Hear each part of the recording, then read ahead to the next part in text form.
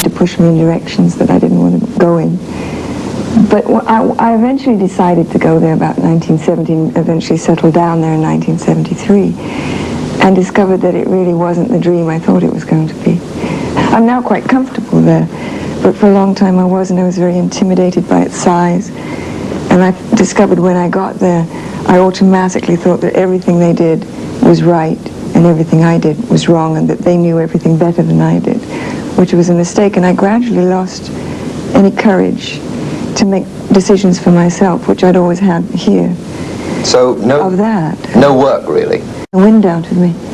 And after about a year of feeling winded and despondent and wondering really what I wanted to do, I got very bored with not doing anything and decided that really probably what I should do was sing, because I didn't know how to do anything else. Now, looking back on it with the benefit of hindsight, was it a mistake in your book to go to America?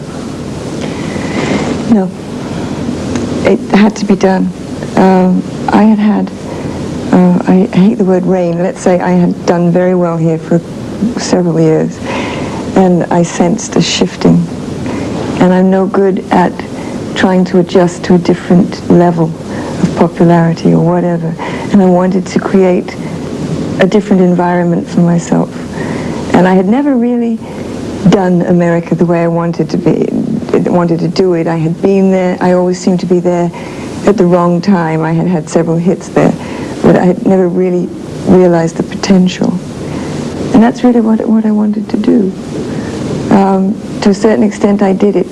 In retrospect, the 3 or 4 years that it took to get organized was probably very good.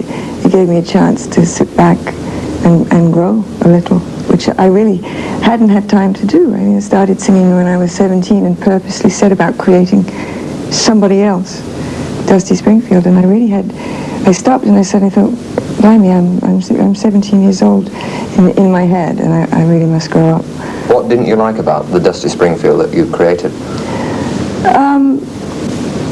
I don't know that I disliked anything. It's just that I felt that underneath the facade I really wasn't very grown up at all, and was apt to lapse into all sorts of tantrums if things didn't go my way, became short-tempered, whatever, and very, very impatient and extremely hard, mainly on myself. Now, as well as changing your address, you have also quite radically changed your image. Now, how and when did that happen? Oh, it happens if you sit around for 4 years. You start wondering.